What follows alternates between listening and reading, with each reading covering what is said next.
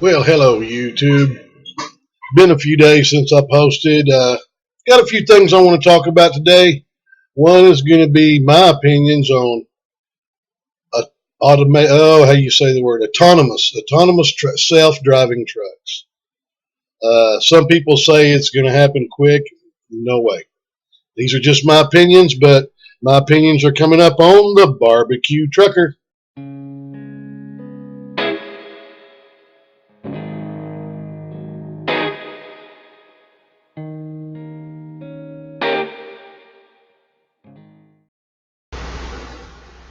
Well, hello, YouTubians.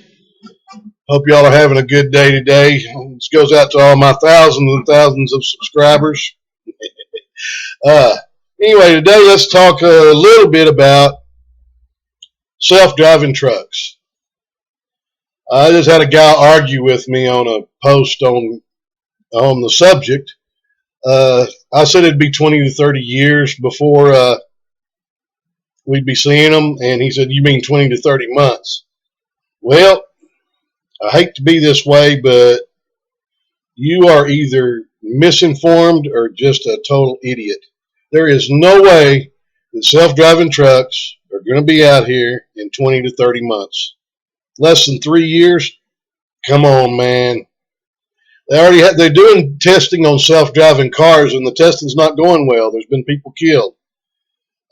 And also, self-driving trucks. Going to replace all the truck drivers. Everybody needs to start worrying about your job.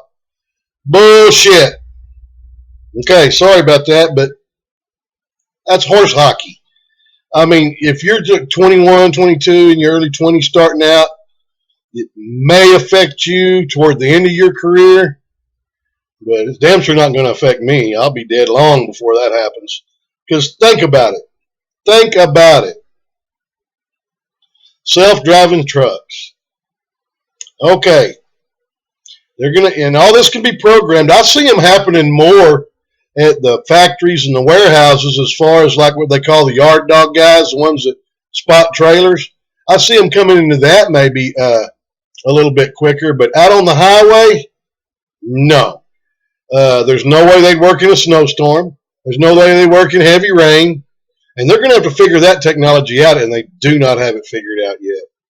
Once they do get all this technology figured out, then it's going to be one heck of a fight, because they're going to put millions of people out of jobs. Not just truck drivers, but truck stop employees and motel employees. A lot of jobs that go along with trucking would be gone, and there is going to be a political fight for years just before they get it done. We don't even have automated trains yet. I mean, think about that. Automated trains have their own tracks to run on, so they're not going to, they don't worry about running into other vehicles, unless it's at a crossing or something and all that. But as far as they don't even have automated trains yet, and to think that automated trucks, self-driving trucks, are going to be out in 20 to 30 months is ludicrous. I mean, 20 to 30 years. And that's if it does happen. It probably will sometime. Like I say, it won't be in my lifetime. Doubt it'll be in my kid's lifetime. Could be possibly in my grandkid's lifetime, but I almost seriously doubt that. I mean, think about it. Think about it. Think about it. You got trucks out there that are being automatically driven. And like I say, right now the technology will not allow them to be driven. You can't drive them in the rain. You can't drive them in the snow. All that affects the cameras, and because they have to have cameras looking 360 degrees, and I don't know how far out, and I don't know how back, or to the sides and everything. So the truck will know when to pass a slower vehicle, or when to move over for construction, like if a lane's closed. Jesus Christ! I mean, if automated trucking does happen, I think they'll have to build their own highways for them. Just kind of like the railroads have their rails, I think they'll have to build their own highways to where there's nothing but automated trucks on them. And that'll take years. And that's after the technology gets perfected, which it's not. And I don't know, it just drove me crazy to see someone tell me that didn't you mean 20 or 30 months? I mean, come on, you are very misinformed, my man, very misinformed. But anyway, that's my rant on self-driving trucks. Like I say, the self-driving cars are being tested, but testing's not going well with those. And they had people in the car, to help monitor it and all that, and they've still been people killed. Now, granted, the person was either taking a nap or on their phone or something like that, which that's going to bring me another rant. Distracted driving, don't do it. I heard a safety video from Swift where the guy flat said if you're caught distracted driving, like what he meant was on your phone, texting or whatever on your phone, that you would be terminated immediately. Way to go. Heck yeah, you should be. You're putting other people's lives on the line for a text message? Are you that stupid? Come on, man. Let's be smarter than that. We're all supposed to be professional drivers out there. Let's be professional. Okay, there's a rant on that. And I'll be back here in a minute with, I've been asked to requested to tell some old prison stories. I was a correctional officer, not an inmate. But that'll be coming up here shortly. Okay, I'm back. Had to get me some Starbucks coffee. No, they don't pay me nothing. I don't care. I just love Starbucks coffee. Breakfast blend. Oh, that's good. With hazelnut creamer. I'm really a hazelnut creamer drinker. I just have to have the coffee to put it in. It actually makes a pretty good smoothie too, with a little bit of oatmeal, some bananas, whatever kind of fruit you want in there. Blend it all together. Pretty good. And put some peanut butter powder in there. Really good. But anyway, excuse me. As I said earlier, I was a correctional officer back in the 80s. And I worked at several different units, prison units in Texas. And when I first started out, I was at the LS1 unit. That was in 1983. And I worked quite a bit of death row and segregation, where I seemed to have a pretty good rapport with the inmates, as far as I always treated them like humans, not numbers. And even had this one guy, he was there on death row. He was a former Texas syndicate, which is a prison gang. It may not be just a prison gang. They may be a gang out in the real world. I don't remember. But and he was in there for quite a few murders. He was on death row, and he was having a problem one night, so I pulled him out of his cell, took him to the day room, sat down, smoked a cigarette with him, listened to what he was talking about. May have prevented him from killing himself. I don't know. He was really seriously thinking about it, but he ended up not killing himself. As a matter of fact, somehow or another, because I was gone, I only worked there for like 11 months the first time, and then I left to pursue other adventures. And I ended up going back and worked there for another 5 years. And when I went back, I went to the Cofield unit outside of Palestine, a little town called Tennessee Colony.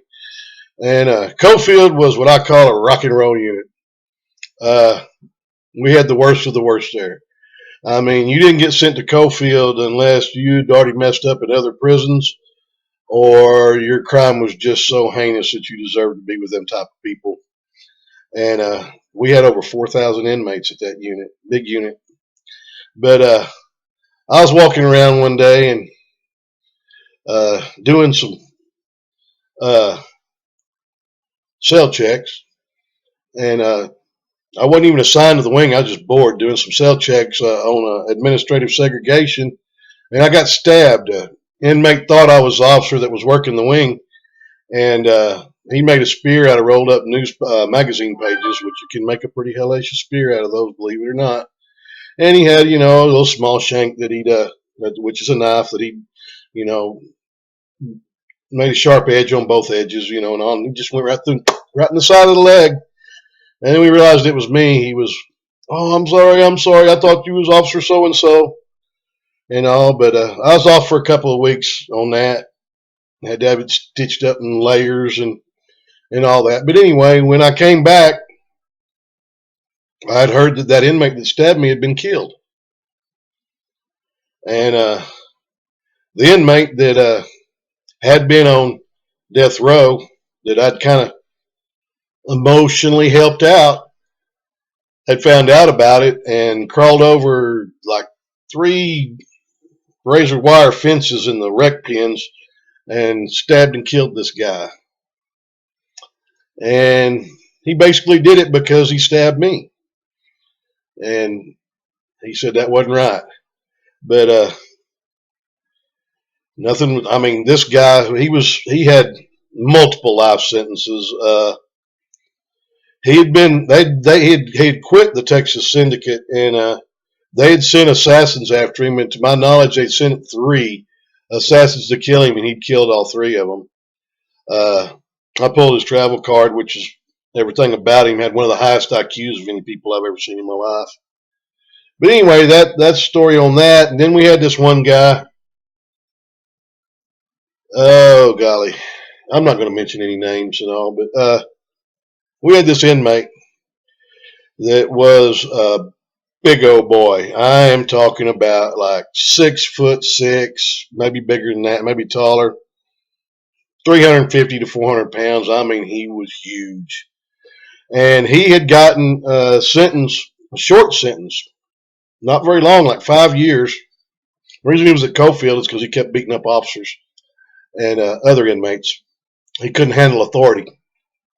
What his original crime was, he got caught stealing some microwave ovens. Yes, he unhooked a boxcar and was pushing the boxcar down the track. He's a big old boy. But as a matter of fact, when he discharged that sentence, he did day for day because he had no good time. They had to escort him out, and they had SORT team members everywhere where he was going. And sure enough, bus driver asked him for his ticket, and he whooped the bus driver's butt. And then 2 police officers that had come up before the special operations response team could get to him, he whooped a couple of police officers, and then they got him subdued, sent him back to prison. That's where he's going to end up the rest of his life. But anyway, we put him in solitary. He would spend his time between solitary and segregation. And we put him in solitary. I forget what for, probably slapping somebody or something. And this other inmate got put in the cell next to him. And somehow, I do not know how, people didn't do their job. I wasn't actually on that, working that part of it at the time. But somehow or another, back then they could smoke in prison. And somehow or another, this inmate had smuggled in some either cigarettes or tobacco. He had them in solitary, which is a no-no. You can't have them in solitary. I don't know how he got them in there. Someone wasn't doing their job. But anyway, he got him in there. And he was smoking a cigarette. Well, that big old inmate that was in the cell next to him, no, it was actually 2 cells over. He smelt it, and he said, "Hey, man, send me down a square," which is prison talk for a cigarette. Another inmate, he's in another cell, so he's big and bad. He, told him, "F you, stick it." And, well, he told him he was going to kill him. And he rips his metal bunk off the wall and tears it apart and goes to busting through the concrete. It actually got in, he wasn't quite into it, but nearly got into the next cell when the warden and one of the wardens, and of course, high-ranking people all came down. And I was kind of standing off the back watching. And the warden told him, "I'm going to tase you." And back then, kind of tasers were kind of new, I mean, they had them, but they were also pretty wicked. But anyway, he shot that inmate with a taser, and that inmate went to flopping like a fish on the floor, and did everything the warden said. And said, "Warden, I'll do everything you say from now on if you just never do that to me again." But anyway, it was also his hands were all bloodied up because he was going through a concrete wall. He was getting through it too. That was really wild. But anyway, one other one, we had an inmate go crazy in one of the day rooms. Day rooms were the area where they gather for watch TV and whatnot. And This inmate went totally crazy, and he busted a part of a wooden bench and was beating every inmate in there. Of course, there was no way I could go in there and stop him. And it takes a while to assemble a SWAT team and get them down there when something like that's happening. But we ended up gassing him and four inmates that were still in the day room with him. They got gassed too. And even with that tear gas, he was still going crazy, but they got him subdued. And I'm not going to tell you how the outcome really came out because it just don't need to be told. But anyway, it was justice was served. One time I had to go in a wing when we gassed a cell block.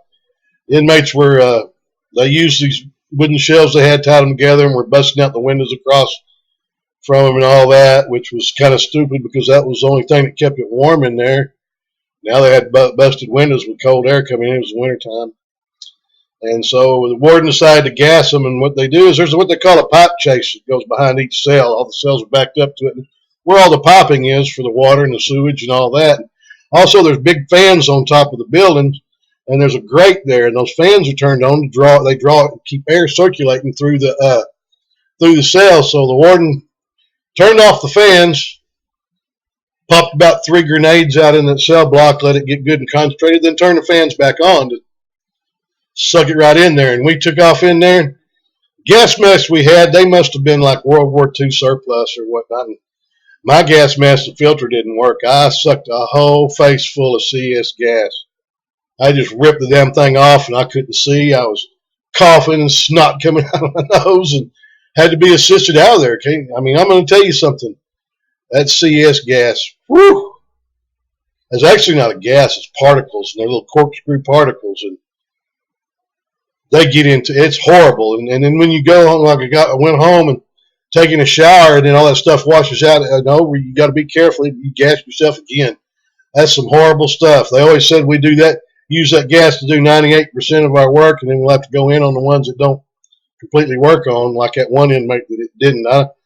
You got to be one tough individual to go through that. But anyway, that's my prison stories. Like I say, I discuss prison stories and self-driving trucks, which ain't going to happen for a while, so people don't start freaking out. Oh, I'm going to lose my job because of these self-driving trucks. Well, doubtful. Not for a long time. Anyway, don't forget to thank all your military and first responders. Make sure you pull over if there's any kind of vehicle on the side of the road with flashing lights. Tow truck drivers especially, anything, police officers, ambulance, whatever, fire trucks, get over in the other lane or slow down significantly. Give those guys a break. They're out there to help us. As usual, keep the rubber side down, and I'll see you next time on The Barbecue Trucker. Bye.